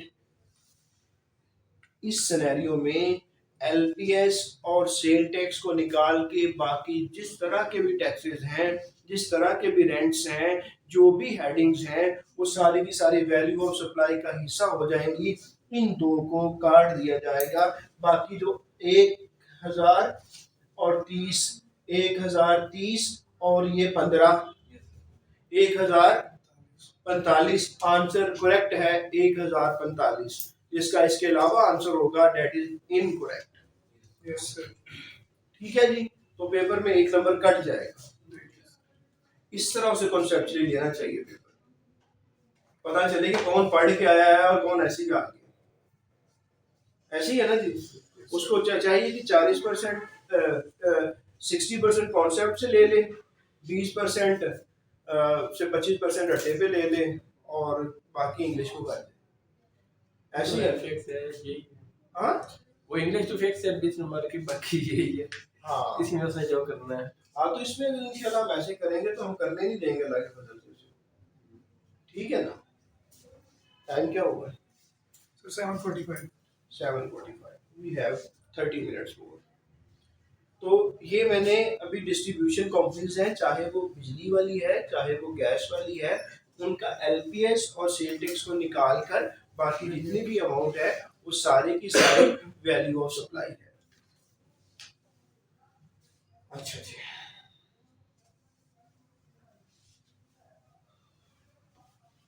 technical चीजें हैं सर, बस यार ऐसे ही है कि टाइम भी नहीं टेक्निकल है नहीं, मैं उसको थोड़ा सा एक्सप्लेन कर रहा हूँ ताकि स्टूडेंट्स को देखो। हमने मीनवाइल आपको FBR एक्ट दे दिया, उसको हमने इसी तरह एक्सप्लेन किया हुआ था, मेहनत की हुई थी, इसमें मैं मेहनत कर रहा हूँ, टाइम लगा रहा हूँ इसके ऊपर, ये रिकॉर्ड में सेव हो जाएगा। तो हम कम्बिनेशन बना के इसको आगे चलते जाएंगे, ठीक है। क्या आप हमारे साथ ये 1.5 आवर गुजार रहे हैं, बाकी आप खुद पढ़ रहे हैं। और मैं कहता हूँ जो मैंने 5 बुक सेंड की हुई हैं और साथ में अदर MCQ सेंड किए हुए हैं, एक MCQ भी नहीं छोड़ना, not a single MCQ। If you want to compete religiously, you must attempt all the MCQs. If you are honest with you, you must 3 दफा। Exactly, I'm not kidding with you। पहली दफा पढ़ो, दूसरी दफा अपने आप को चेक करो, जो जो गलत होते हैं उनको स्टार कर, तीसरी दफा सिर्फ स्टार को पढ़ो। फिर पेपर जो हम मॉक ले रहे हैं 5 आपसे लेने हैं उनको अटेम्प्ट करो और फिर बाद में इंशाल्लाह पेपर में बैठ जाओ। फिर दोबारा इंटरव्यू के लिए आओ। इंटरव्यू के लिए 7,000 में नहीं हमने आपको आने देना। तेरा तो वो भी तो आज जो है ना आज आज अपनी बाइक पे आए मेरे साथ चल। ट्रैवलिंग अलाउंस भी लगेगा इसका। आपका तो जो है ना आपने वो भी अलाउंस ले। सर अशरफ साहब आप रोज ऐसी आदत है। हाँ सर आपने कल कह दिया कि मजाक करता हूँ तो आप वो मजाक नहीं थे, पहले थोड़ा सीरियस था। अच्छा यार गैस हो गए। जो कुछ लोग होते हैं जो कि इनको एक एक क्या कहते हैं एक अच्छा लगता है काम कि गाड़ी को परचेज कर लेना, बुक करवा लेते हैं ना कुछ कारों को, कार को बुक करवा लेते हैं ना कि नई गाड़ी लेते हैं और फिर ओन के ऊपर आकर भेज देते हैं। है ना कुछ लोगों का बिजनेस हमारे यहाँ जी सर। है। तो इसको थोड़ा सा ना गवर्नमेंट ने रेशनलाइज करने के लिए इस मार्केट प्रैक्टिस को कम करने के लिए, क्योंकि गाड़ी होती 17 लाख की है, ये लोग बढ़ा के 20 लाख तक ले जाते हैं। कहते हैं कि गाड़ी लेनी है, मैं कहता मैंने आज कार लेनी है। कहते कि आज लेनी है या 4 महीने बाद लेनी है। अगर आज लेनी है तो ये बुकिंग कर दें, इतने पैसे छोड़ दें, 4 महीने के बाद आपकी गाड़ी आ जाएगी, आके ले जाइएगा। 10-15 दिन ऊपर भी हो सकते हैं। यही मार्केट में प्रैक्टिस है। आप कहते नहीं I need the car today और डे आफ्टर टुमारो और डे आफ्टर टुमारो। वो कहते हैं ठीक है नो प्रॉब्लम, 3 लाख रुपए एक्स्ट्रा दे। आप कहते हैं गाड़ी वही है 3 लाख क्यों? कहते जी वो इन्वेस्टर बैठे हुए हैं, उन्होंने मंगवा के रखी हुई है गाड़ी, तो उन्होंने इसीलिए रखी हुई है कि हम उसके ऊपर थोड़ा सा पैसा कमा लेंगे।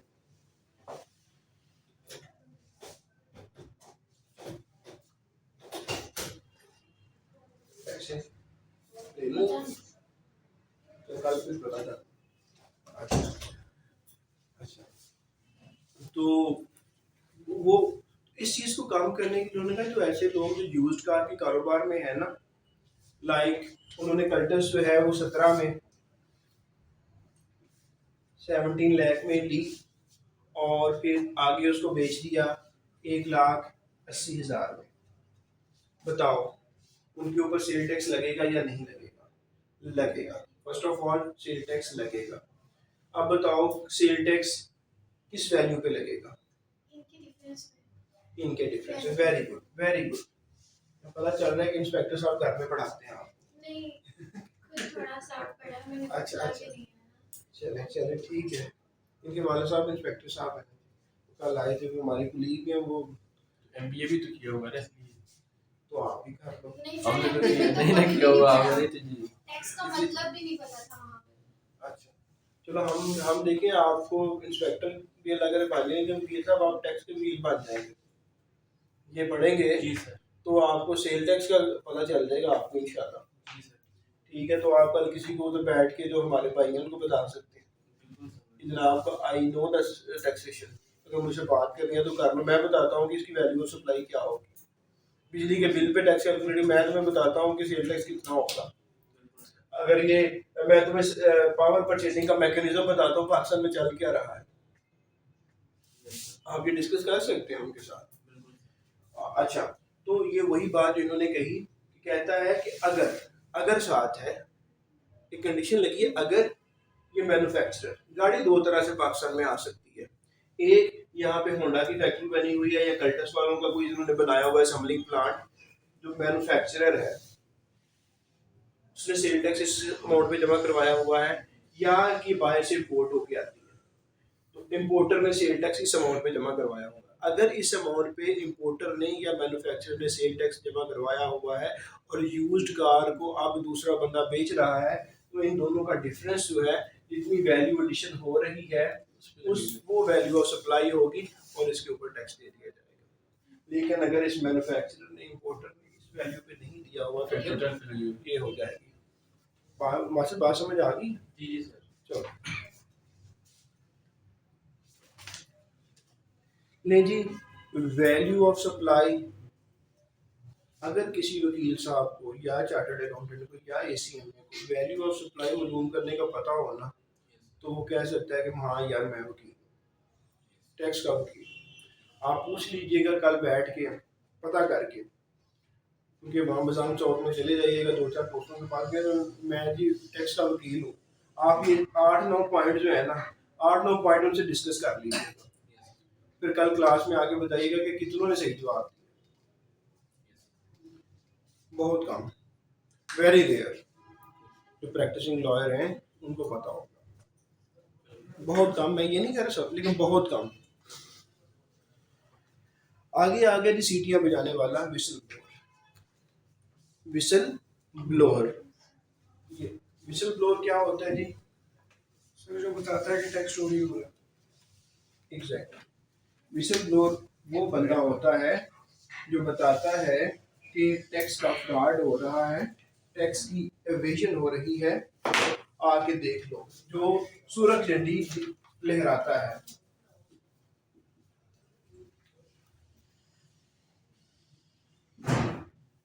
विसल ब्लोअर वो बंदा होता है जो भी सिग्नल ले रहा होता है। देखो, आप ट्रेन में कभी सफर किया आपने? ट्रेन का लास्ट कोच जो होती है, जिसको हम डब्बा कहते हैं, आखिरी डिब्बा, आखिरी डिब्बे में एक गार्ड साहब बैठे होते हैं। गार्ड साहब जब भी ट्रेन को चलाना हो तो एक विसल देते हैं और साथ में हरी झंडी को लहराते हैं, तो वो एक सिग्नल जाता है। जब तक इंजन के ऊपर बैठा हुआ जो ड्राइवर है वो देख ना ले, वो गाड़ी को मूव नहीं करता। करता है? नहीं करता। विसल ब्लोअर ये वो सिग्नल देता है टैक्स अथॉरिटीज को आके, टैक्स जो है वो चोरी हो रहा है, अगर कोई एक्शन करना है तो कर लो, गाड़ी चलानी है तो चला लो। ये है वो विसल ब्लोअर। और याद रखिएगा कि वो पेपर में पूछ सकता है कि please tell us whistle blower is discussed in which section of sale tax. Whistle blower is discussed in which section of sale tax, बताओ। 72D। हाँ, 72D। 72D वो लिख देगा 71, 72A, 72B, 72C and D। तो आप, अगर आपको पता होगा ये सिग्नल देने वाला बंदा, ये विसल बचाने वाला बंदा ये कहाँ पे है, तो कहेंगे 72D पे है। और ये होता कौन है, ये मैंने बता दिया है। ये सिर्फ टैक्स एवेजन रजिस्टर्ड पर्सन की तरफ से हो रहा हो उसको नहीं बता रहा होता, बल्कि जो अंदर इंस्पेक्टर या अदर अथॉरिटीज बैठी हैं वो मिसकंडक्ट कर रही हैं और किसी के हेल्प कर रही हैं, उनके बारे में भी बताता है कि अपने बंदों को सीधा कर लो। Whistle blower. देखो, चोरी अंदर से भी हो सकती है, चोरी बाहर से भी हो सकती है। तो जो अंदर से मिलके कर रहे हैं, मिसकंडक्ट कर रहे हैं, उनके बारे में भी ये हाईलाइट कर सकता है। जहाँ जहाँ से टैक्स की चोरी और टैक्स बच सकता है, नेशनल एक्सचेकर में आ सकता है, ये सिग्नल देने वाला बैठा हो सकता है। और इसी को 72D में डिस्कस किया गया है।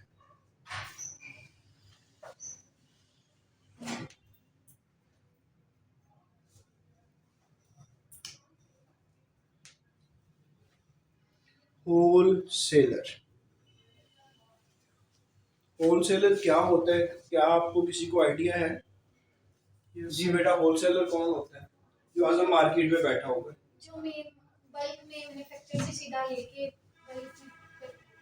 बल्क में क्या करता है? सेल करता है। बल्क में सेल करता है, होलसेलर। रिटेलर को सेल। तो सब कुछ बेच देता है, होल, सारा कुछ ले लो, होलसेलर उसे कहा जाएगा ना, जो कि इन्होंने कहा बल्क में सेल करता है। पहले मैं कहता हूँ रिटेलर वो होता है जो टिकी पैक्स बेचता है। होलसेलर क्या होता है? वो फैक्ट्री से पूरी गाड़ी बिस्किट्स की मंगवाता है और पूरे के पूरे कर्टन बेच देता है रिटेलर को, फला दुकान पे सप्लाई करके आज। वो कौन है? वो होलसेलर है। होलसेलर के अंदर डीलर भी शामिल है, होलसेलर के अंदर कमीशन एजेंट भी शामिल है। ऐसा बंदा जो कि हर चीज बेच देता है, मुकम्मल कर्टन के कर्टन। वो टिकी बैग्स नहीं बेच रहा होता। टिकी बैग्स में क्या होता है, मैं अक्सर कहता हूँ कि बिस्किट का पैकेट है, उसमें से छोटे छोटे पैकेट है 5-5 रुपए वाले रखे होते हैं, 10 रुपए वाले। वो 10-10 के नहीं बेच रहा होता, बल्कि वो पूरे का पूरा एक डिब्बा भी नहीं जो 190, बल्कि वो पूरा कर्टन बेचता है और कर्टन के कर्टन बेचता है। ही इज अ अशरफ साहब आपकी नींद नहीं पूरी होती मेरे ख्याल से। It seems that you are sleeping. अब रोज सर ये बात करते हैं। इसके सिग्नल आ रहे होते हैं ऐसे ऐसे दादा। ऐसे ही है ना अशरफ साहब, आते रेगुलर है अशरफ साहब। अच्छा, नाउ वी आर अच्छा साहब आपसे हम क्वेश्चन करते हैं। जीरो रेटेड, ये इनको बड़ा अच्छा पता है, ये बड़े अच्छे तरीके से एक्सप्लेन भी करेंगे, थोड़ा सा सुनिएगा जी। Zero rated, zero rated sir ऐसी सप्लाई जिस पे tax zero, schedule 6, it's bad, it's really bad. Schedule 6, schedule 5, schedule is 5, section is 4। सही, ये ऐसी सप्लाई होती है जिस पे रेट ऑफ टैक्स 0% होता है, ऐसी सप्लाई को जीरो रेटेड सप्लाई कहा जाता है। ऐसी supply, supply mean sale, sale का वर्ड यूज नहीं हो रहा ना, यस सप्लाई का वर्ड यूज हो रहा है सेल टैक्स में। तो क्या क्या बात हो रही है? जीरो रेट एक ऐसी सप्लाई होती है जिस पे सेल टैक्स का रेट 0% होता है, ऐसी सप्लाई को जीरो रेट सप्लाई कहा जाता है। ठीक, जीरो रेट सप्लाई को अगर आपने पढ़ना हो तो सेक्शन 4 सेल टैक्स एक्ट 1990 का पढ़ लो, और साथ में शेड्यूल 5 जो कि अपेंडेड है सेल टैक्स एक्ट 1990 के साथ, उसको देख लो, आपको पता चल जाएगा कि कौन कौन सी चीजें जीरो रेटेड है। खोल सकते हैं आप शेड्यूल 5, ताकि इनको बताएं कि कौन कौन सी चीजें जीरो रेटेड है। स्टेशनरी, स्टेशनरी जीरो रेटेड है, और बताएं।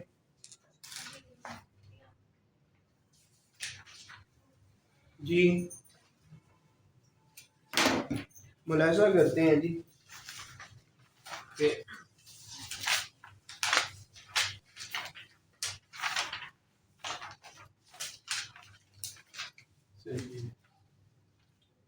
लें जी,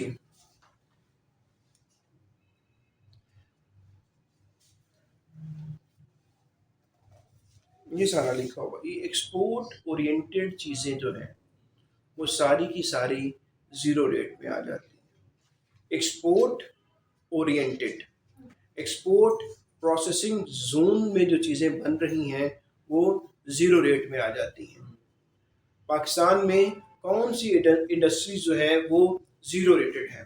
आपको इंटरव्यू में पूछ लिया गया है, please identify the export oriented industries इन पाकिस्तान। ये वन, कौन सी चीज़ें पाकिस्तान से एक्सपोर्ट हो रही हैं? क्या आपको नहीं पता? जी पता है जी बताएं। सर, टेक्सटाइल की, कॉटन की, सबको पता है, टेक्सटाइल आइटम्स जी, कॉटन आइटम्स, लेदर हो रहा है, जी सर, स्पोर्ट्स हो रहा है, सर्जिकल हो रहा है, यस सर, और कारपेट हो रहा है। These are 5 export oriented sectors in Pakistan. ये 5 के 5 हैं, और इनको कहा जाता है जीरो रेटेड सेक्टर्स। सर तो मीट भी किया है सुडान को, हाँ, मीट भी वो भी इसमें आ गया। ये 5 एक्सपोर्ट ओरिएंटेड में लिखा नहीं हुआ, सही 5 ही कहा जाता है। कहा जाता है कि 4 सियालकोट की, 1 फैसलाबाद की, ये वो आइटम्स है। याद रखने वाले इस तरह करते हैं, 4 सियालकोट की, 1 फैसलाबाद की, फैसलाबाद टेक्सटाइल, 4 स्पोर्ट्स, सर्जिकल और लेदर, लेदर, कारपेट, वो कहा जाता है सियालकोट की। इसलिए सियालकोट जो है आपको पता है एक्सपोर्ट में बड़ा मशहूर है। तो ये याद रखने का तरीका हमारे साथ बताया करते थे, 4 सियालकोट की और 1 फैसलाबाद। चिन्योट की और इधर उधर की कुछ नहीं है। चिन्नौर का तो पाकिस्तान में जाता फर्नीचर, चिन्योट का फर्नीचर बड़ा है। फर्नीचर बड़ा, चिन्नौर का कुन्ना भी बड़ा मशहूर है। नहीं वो वहाँ कोई नहीं बनाता, इधर ही सब। अच्छा। हाँ, इसका इतना चल। कुन्ना एक स्पेशल डिश है चिन्नौर की ना। कुन्ना यहाँ लाहौर में भी आजकल बड़ा चल रहा है, वो बड़ा अच्छा सा मटन का गोश्त बना जी देते जी हैं, वही है ना? बिल्कुल बिल्कुल। लाहौर में कहाँ बनता है ये? लाहौर में पता नहीं ट्रक वो का फैसलाबाद में ट्रक का डर। वो जो लियास है हाँ जी वो अच्छा। तो उसकी कढ़ाई वो अच्छी है, और तो वो तो सर वो दुम्बा जो पूरा सर वहाँ पे गनी शिवारी है, वो कोयलों पे बनाते हैं ना, वो गनी शिवारी। हम्म, वो कुन्ना नहीं है। वो कुन्ना तो नहीं शुमार होगा।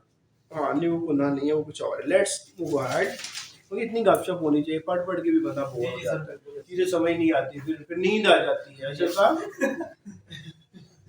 बंदा स्टक हो जाता है। तो थोड़ी सी गपशप करके और फिर आगे बढ़ते रहते हैं। आगे बढ़ने के लिए जो लो अल्हम्दुलिल्लाह our major section 2 definition class is over. सही, अब हम बात करते हैं सेक्शन 3 की। अच्छा, जो चैप्टर 2 है, चैप्टर 2 मैं टाइटल पूछता हूँ। मैंने आपको कहा कि आप लोगों ने तमाम जो चैप्टर है सेल टैक्स के, I believe there are 10 chapters of sale tax act. Usman, is it so? Yes sir, do you know the all chapters name?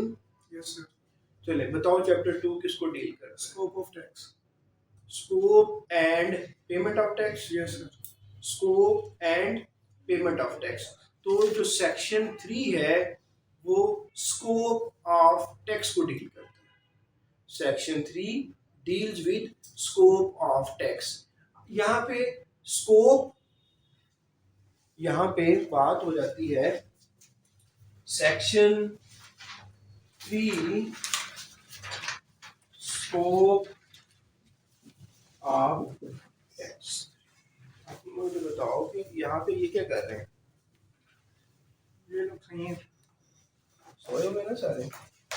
ठीक है, ये नहीं मैसेज आए हैं, वो कह रहे हैं क्लास में बताना सारी समझ। नो प्रॉब्लम बेटा। मैंने इसके 2-3 रिमाइंडर दिए थे। Yes sir. Yes sir. 2 से 3 रिमाइंडर दिए थे ना जी, ये सर। आज, और फिर भी काइंडली ग्रुप को दिन में एक दो दफा टच कर लिया कर, और स्पेशली 3-4 महीने के करीब तो जरूर कर लिया कर।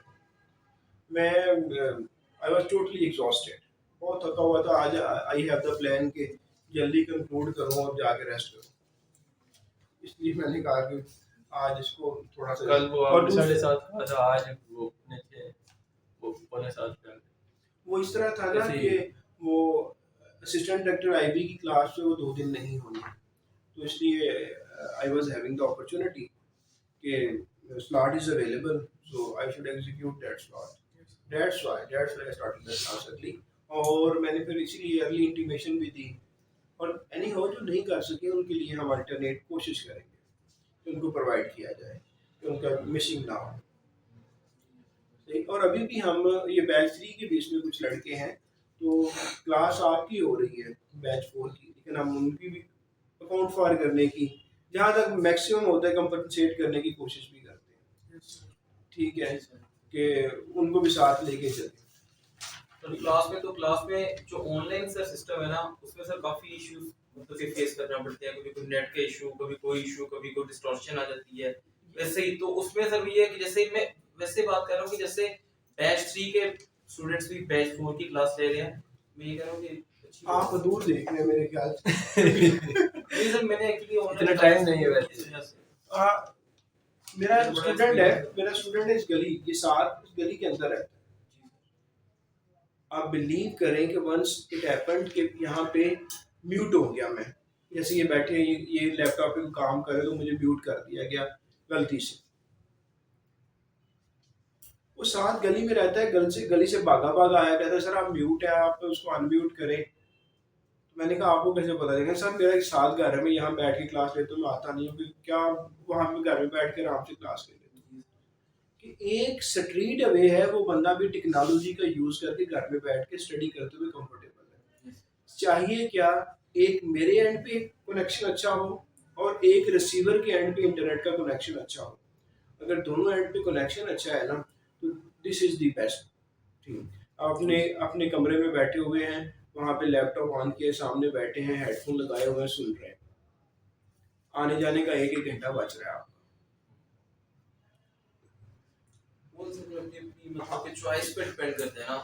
हाँ, तो स्पीड जो है ना, स्पीड ऑफ नेट, अगर आप बेचारे स्टूडेंट कलाद के हैं, पहाड़ों में बैठे हुए हैं, उनके लिए इशू है। वो फिर वो कहते हैं सर मैं हमने आप बिलीव करें ऐसे ऐसे मटियारी का लात स्कर्दू वाले और इस तरह के स्टूडेंट्स हैं जो कहते हैं सर हम ट्रैवल करते हैं 2 घंटे ऐसे एरिया में आते हैं जहाँ पे सिग्नल है, वहाँ लेक्चर लेके फिर घर को जाते हैं।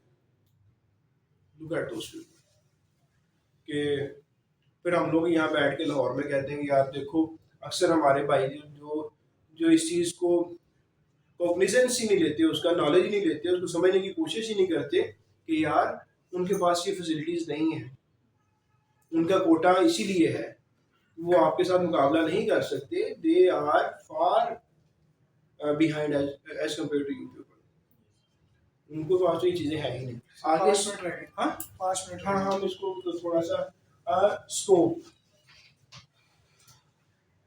टैक्स की बात होगी तो मैंने पहले बता दिया सेल टैक्स। स्कोप का मतलब क्या होता है? दायरा कार।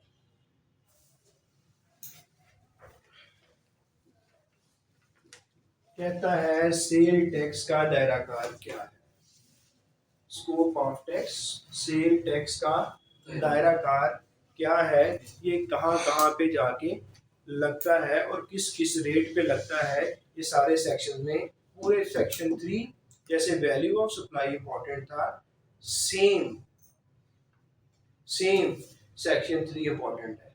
मैंने कल आपको टैक्स फ्रैक्शन पढ़ाया था, यस वहाँ पे मैंने a divided by 100 plus a किया था। यस वहाँ पे फिर मैंने a को रिप्लेस किया था, यस सर 17 से रिप्लेस किया था। यस सर वो इसके अंदर आके आ रहा है, इस सेक्शन 3 का और आई थिंक 1 का a है, 1 का ये 1 a नहीं सिर्फ 1 में ही है, इसके अंदर है वो 17%। वो यहाँ पे बता रहा है हमें ऊपर कि की हाँ 1 के अंदर ही बता रहा है, ठीक है ठीक है।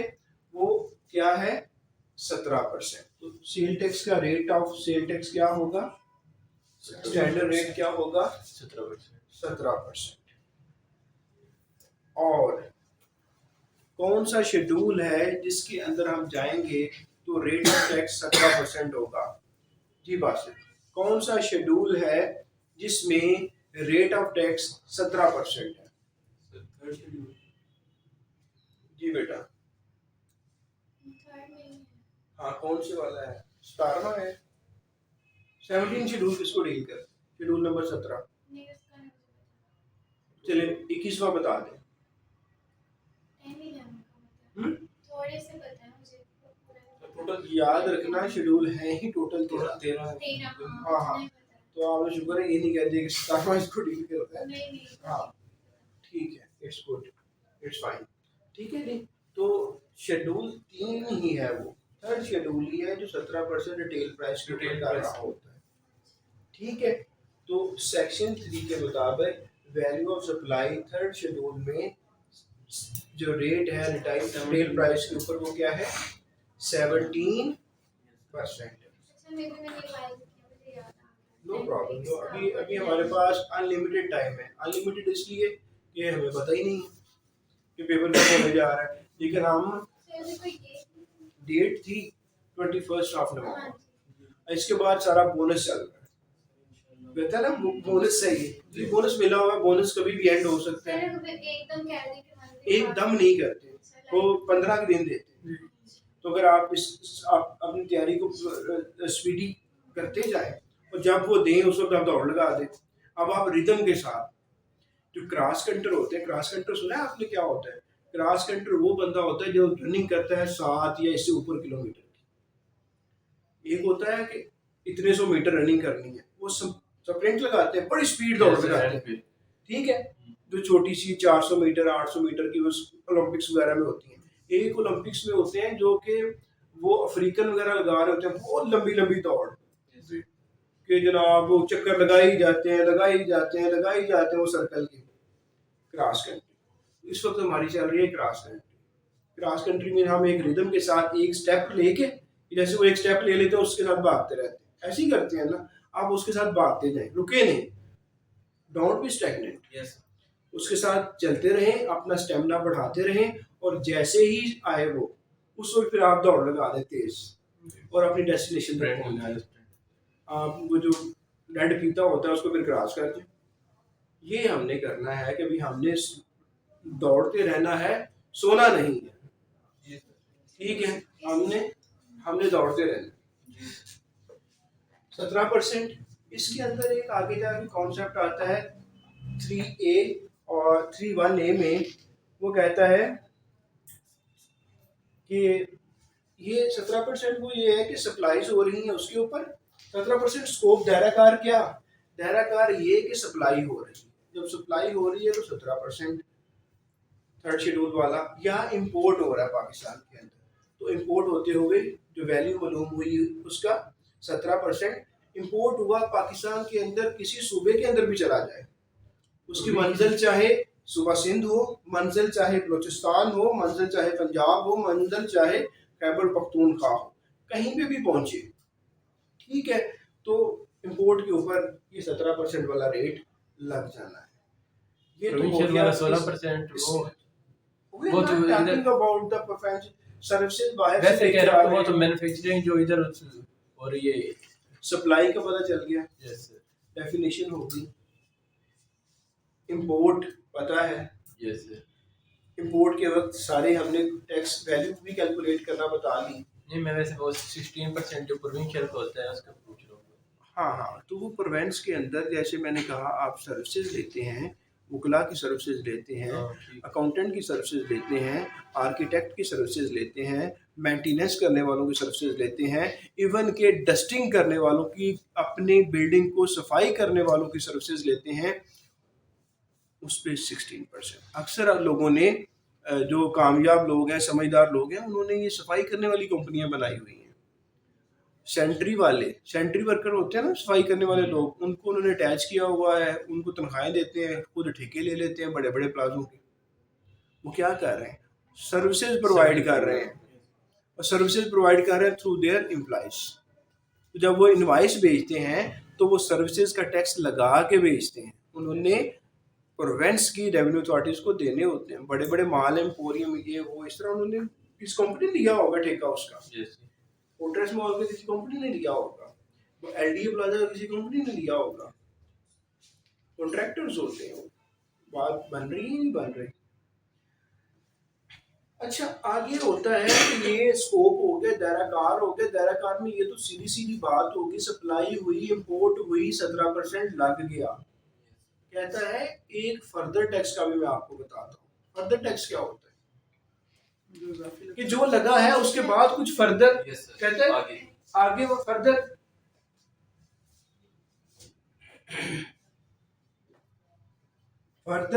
टैक्स। तो फर्दर टैक्स के क्वेश्चन में दो चीजें बड़ी ही इंपॉर्टेंट है याद रखने वाली। जिस तरह इसका रेट, स्टैंडर्ड रेट 17% है, फर्दर टैक्स का रेट क्या है? 2%, 3%, 4%, 5%। हाँ, 3%, 3% रेट है जी फर्दर टैक्स का। ये एमसीक्यू हो सकता है। दूसरा, फर्दर टैक्स होता क्या है, ये आपको समझ आनी जरूरी है कि व्हाट इज फर्दर टैक्स। कहता है बेचने वाला जो होता है वो सप्लायर होता है, जो सप्लाईज कर रहा है, ठीक है। जब वो सप्लाईज कर रहा है, सप्लाईज कर रहा है, वो दो बंदों को कर सकता है, एक रजिस्टर्ड पर्सन को, एक नॉन रजिस्टर्ड पर्सन को। 100 रुपए की सप्लाई है, रजिस्टर्ड पर्सन को करेगा 100 मल्टीप्लाई बाय 17%, 17 रुपए टैक्स दे देगा। नॉन रजिस्टर्ड बंदे को सप्लाई कर रहा है, एक तो ये लेगा और साथ में एक फर्दर टैक्स लेगा, क्योंकि फर्दर टैक्स लगता है जब आप सप्लाई करते हैं नॉन रजिस्टर्ड पर्सन को। नॉन रजिस्टर्ड पर्सन का भी बता दो, ऐसा बंदा जो सेल टैक्स में रजिस्टर्ड नहीं है वो नॉन रजिस्टर्ड है, जो सेल टैक्स में रजिस्टर्ड है वो रजिस्टर्ड है, रजिस्टर्ड पर्सन, ठीक है। तो जब नॉन रजिस्टर्ड पर्सन होगा तो 3% एक्स्ट्रा फर्दर देगा। सॉरी, एक्स्ट्रा का आगे कॉन्सेप्ट आएगा, अभी फर्दर को याद रखना। तो 100 मल्टीप्लाई बाय 3% तो कितना हो गया? 3। तो जब ये सप्लाई नॉन रजिस्टर्ड को करेगा, 17 ये लेगा, 3 ये लेगा, टोटल 20 लेगा सेल टैक्स के। बात बनी या नहीं बनी? इसका इससे भी इंपॉर्टेंट चीज जो याद रखने वाली वो ये है जब ये रिटर्न फाइल करेगा, ये कहता है सेक्शन 7 में होता है, again and again I am repeating, determination of sale tax liability. Under section 7 usually ये हो रहा होता है आउटपुट माइनस इनपुट। अब मुझे बताओ कि यहाँ पे इसने सप्लाई की, सप्लाई करके इसके पास आउटपुट क्या आया जब नॉन रजिस्टर्ड बंदे को इसने सप्लाई किया? जी बताओ। इसके पास जो आउटपुट है हाँ, इसकी जेब से जा रहा है, मतलब इसकी जेब से आउटपुट ये सप्लायर है। जब चीज आप बेचते हो तो साथ में लोगों को पैसे भी देते हो कि ये ले लो, मुझसे मेरे से चीज ले लो, आपकी बड़ी मेहरबानी है, ये पैसे भी ले लें साथ। नहीं सर, आप चीज बेचते हैं तो कोई आपको पैसे देता है आके? आप एक तो अपने पैसे ले रहे हैं, साथ में एफबीआर के पैसे ले रहे हैं। अब मुझे बताओ जो आपने पैसे लिए हैं, यस सर, आउटपुट जो है वो कितना होगा इस केस में? 20 होगा। ये कहती है 20 होगा, मैं कहता हूँ नहीं होगा, यहाँ पे होगा 17।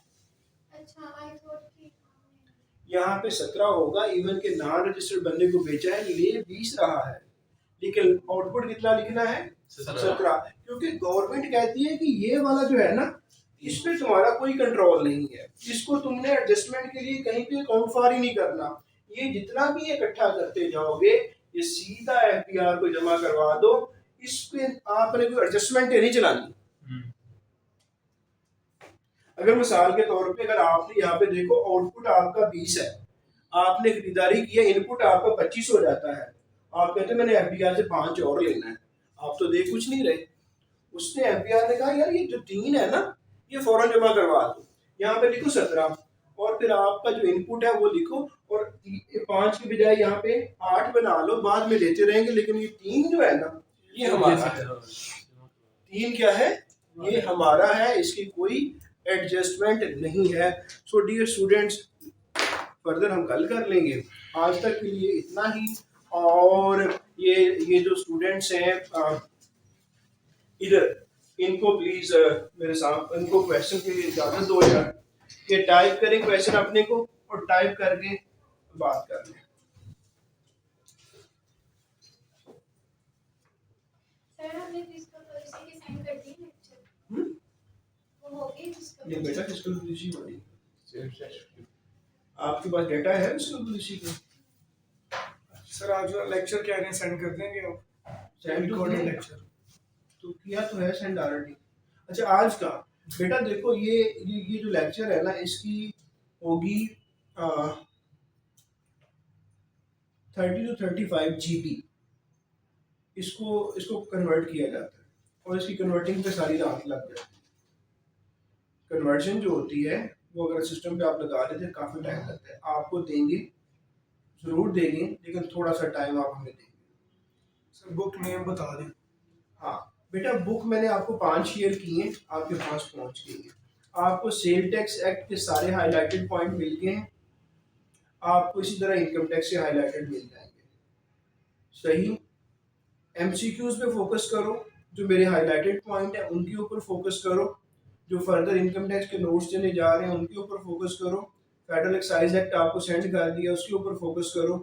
फोकस करके इन पे ही कर लो और इनके प्रिंट निकाल लो। अब मैं आपको बुक का नहीं कहता क्योंकि टाइम अब वो नहीं है, लेकिन अगर आप लेना चाहते हो तो फेडरल टैक्सेस जो है 1400 रुपये की आ रही है वो ले लो। लेकिन ये जो बेहतर ये है कि मेरे वाले जो प्रिंट है इनको प्रिंट निकाल के एक फाइल ले लो, उसके अंदर लगा लो। ठीक है sir valuation committee find the value of supply, then what is the duty of DG valuation? ले ली। ये डीजी वैल्यूएशन आज पढ़ा है हमने? हाँ जी, नहीं पढ़ा सर आज नहीं पढ़ा तो ये कंसल्टेंट कहाँ से उठ के आ गए? डीजी वैल्यूएशन का थोड़ा सा हमें बताएं पहले कि डीजी वैल्यूएशन क्या होता है, फिर हम ड्यूटी के बारे में डिस्कस करते हैं। जी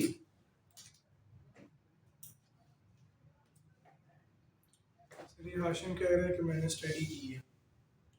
हाँ, चलिए हम इसको कंटिन्यू करते हैं।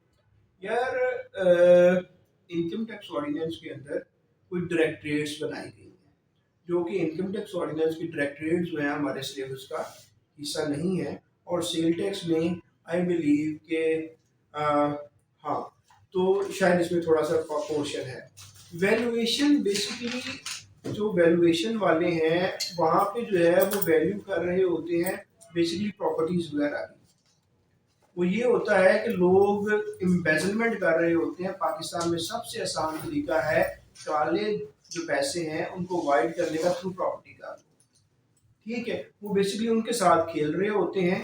तो उसको डील करने के लिए वो वैल्यूएशन की बेस्ट रेट बनाई गई है। वेयर एज हमारे यहाँ ये जो वैल्यूएशन है ये एक शॉर्ट एक ब्रॉड चीज़ नहीं है, ये छोटी चीज़ के बारे में बात की जा रही है। ये एक सप्लाई है, उसके ऊपर आपका टसल बन गया कि ये सप्लाई की कीमत इतनी नहीं इतनी है। तो फिर वो जो नुमाइंदे हैं एक एक कमिश्नर साहब एक नुमाइंदा अपना बना देते हैं, एक नुमाइंदा हार्ड रोड वालों का बना देते हैं, पहले इसकी मालूम करो ये बेस्ट क्या है। दोनों आपस में बैठ के नेगोशिएट करते हैं, दरमियान वाली वैल्यू निकालते हैं, उसके ऊपर सेल टैक्स लगना शुरू हो जाता है। जी sir value addition market price पे होती है या कॉस्ट प्राइस पर? जी यार देखो, वैल्यू एडिशन क्या है कि जितने का आपने लिया और जितने का आपने बेचा, यही आपने वैल्यू एडिशन की ना। तो सिंपली भाई जो आपने दिया वो आपकी कास्ट है और जितने का आप बेच रहे हैं वो आपकी सेल प्राइस है। इन दोनों में का फर्क जो है आपने वैल्यू एडिशन किया है, इसी के ऊपर फिर आपने टैक्सेशन कर दी। सर मोहम्मद साकिब कह रहे हैं कि 1 मंथ में कोर्स कंप्लीट हो जाएगा। जी मोहम्मद साकिब साहब, हम कोशिश कर रहे हैं और अदरवाइज हम जो फ्लड छोड़ देंगे रिकॉर्डेड लेक्चर्स का। जी So ji, thank you very much for patience listening and अल्हम्दुलिल्लाह आज भी मेरा आई बिलीव कि 8 से 10 नए स्टूडेंट ऐड हुए, शुक्र है अल्लाह का अल्हम्दुलिल्लाह। तो थैंक यू वेरी मच जी, हम आपकी एक्सपेक्टेशन को मीट करने की कोशिश करते हैं और इंशाल्लाह। हाँ यार, एक अनाउंसमेंट है, कल वाली क्लास जो है ना वो नहीं होगी, मंडे को क्लास होगी। हम इंशाल्लाह अगले वीक में कुछ 6 क्लासेस कर देंगे। ठीक है जी।